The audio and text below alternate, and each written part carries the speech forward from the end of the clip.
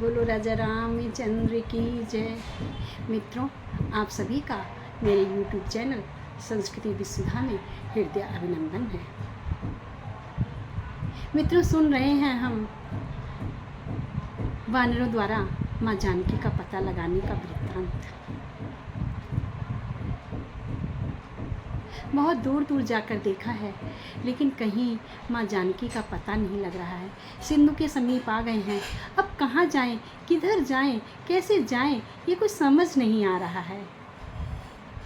अंगद बहुत दुखी है, कह रहे हैं कि हमारी तो मृत्यु दोनों प्रकार से निश्चित ही है। अंगद कह लोचन भर बारी, दो प्रकार भई मृत्यु हमारी। अंगद कहते हैं नेत्रों में जल भर के कि मेरी तो दोनों प्रकार से मृत्यु हो गई है। अगर मैं बिना सीता का पता लगाए जाता हूँ तो काका श्री मुझे मार देंगे, और अगर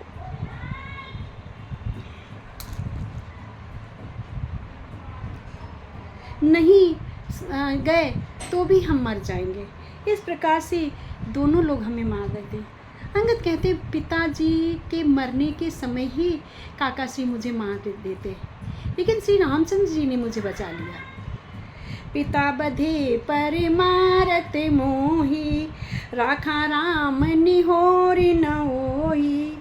रामचंद्र जी ने मेरी रक्षा की है, इसमें सुग्रीव का कोई एहसान नहीं है। पुनि पुनि अंगद कह सब पाई, मरण भयों कछु संशय नाही। इसमें कोई संदेह नहीं है कि हमारा मरण हो गया है। अंगद बचन सुनते कपि बीरा, बोल न सकई नयन बह नीरा। जितने कपिराज हैं वह सब रो रहे हैं, लेकिन कुछ कह नहीं सकते हैं, क्योंकि पता नहीं कौन जाकर सुग्रीव से कुछ भी कह दे और उन्हें दंडित किया जाए।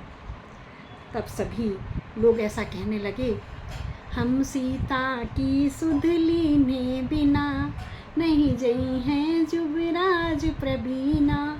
हे युवराज, तुम चिंता मत करो, हम सीता की सुध लिए बिना वहाँ से नहीं जाएंगे। अस कही लवन सिंधु तट जाई, बैठे कपि सब दर्भ डसाई। इस प्रकार से कह करके लवण सागर के तट पर जा कर के वो सब बैठ गए, और जामवंत अंगद दुख देखी, कही कथा उपदेश विसेखी। जामवंत ने जब अंगद को दुखी देखा है तो बहुत विशिष्ट कथा कही है। अंगद से कहते हैं, क्या तुम श्री रामचंद्र जी को एक साधारण मनुष्य समझ रहे हो, साधारण नृप समझ रहे हो, साधारण राजा समझ रहे हो? नहीं, ऐसा नहीं है अंगद। वो तो तात राम कहूँ नरि जनि मानहु, निर्गुण ब्रह्म अजित अज जानहु। उनको मनुष्य मत समझो, वह निर्गुण है, ब्रह्म है, अजेय है और अजन्मा है, ये मैं जानता हूँ। हम सब सेवक अति बड़े भागी, संतत सगुण ब्रह्म अनुरागी। हम सब उनके सेवक बनकर उनकी सेवा कर रहे हैं, हम बहुत भाग्यवान हैं। हम सब बहुत भाग्यवान हैं जो निरंतर सगुण ब्रह्म में प्रीति रखते हैं। निज इच्छा प्रभु अवतरई, सुर मही गोदिज लाग। सगुन उपासक संग तैं, रहई मोक्ष सब त्याग। प्रभु देवता, पृथ्वी, गौ माता और ब्राह्मणों की रक्षा के लिए अपनी इच्छा से अवतार लेते हैं। प्रभु ने, बाबा गोस्वामी जी ने आगे भी कहा है, विप्र धेनु सुर संत हित लीन मनुज अवतार। विप्रों के लिए, संतों के लिए, गायों के लिए, पृथ्वी के भार को उतारने के लिए प्रभु अवतार लेते हैं। सगुण उपासक संग तह माया गुण गोपाल। वहाँ सगुण उपासक भक्तगण सालोक के समीप सारूप्य, शास्त्री और सायुज्य सब प्रकार से मोक्षों को त्याग कर उनकी सेवा में लगे रहते हैं। इस प्रकार की बहुत प्रकार से श्री रामचंद्र जी के गुणों की आपस में तारीफ कर रहे थे और ये सब बातें जो थी वो संपाति ने सुन ली, जो उस कंदरा में छुपा हुआ बैठा रहता था। मित्रों, संपाति का लड़का भी था। संपाति का बेटा संपाति के लिए मांस ला करके दिया करता था। जब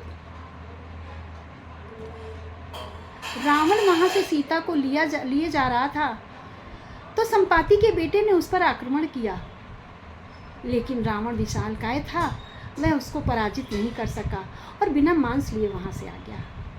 संपाति ने पूछा कि आज तुम बिना मांस लिए कैसे आ गए? संपाति के बेटे ने बोला कि एक बहुत बड़ा काला राक्षस एक बहुत सुंदर स्त्री को लिए जा रहा था। वह स्त्री राम राम करके चिल्ला रही थी, बचाओ बचाओ इस प्रकार का आर्तनाद कर रही थी, लेकिन मैं अत्यंत शक्तिहीन अपने को महसूस कर रहा था और मैं उसकी कोई रक्षा नहीं कर पाया।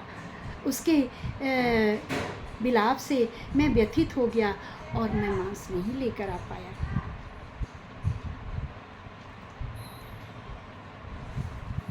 इस प्रकार संपाति को मालूम था कि सीता कहाँ गई है और कौन उसे ले गया है, लेकिन संपाति चूंकि बहुत दिन का भूखा था तो उन सब वानरों को देख करके बहुत खुश हुआ और उसने कहा, आज सबहीं करि भक्षण करहूँ, दिन बहु चले आहार बिन मरहूँ।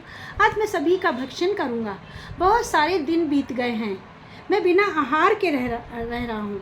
डर पे गीत बचन सुन काना, अब भामरन सत्य हम जाना।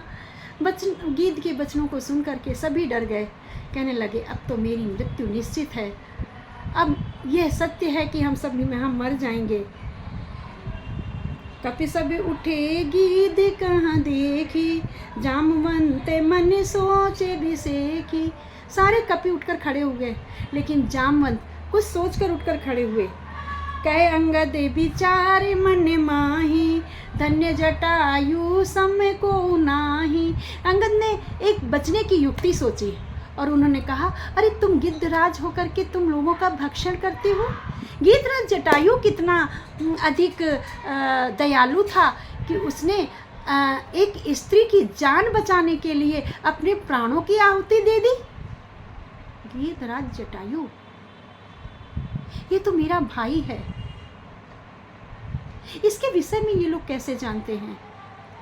कब से मैं अपने भाई को खोज रहा था, अपने भाई का पता लगाना चाह रहा था, मुझे पता ही नहीं लग रहा था, कहाँ है जटायु? इस प्रकार संपाति विह्वल हो जाता है और उनसे पूछने लगता है, आगे क्या वृत्तांत सुनाते हैं युवराज अंगद? जानते हैं अपने अगले वीडियो में।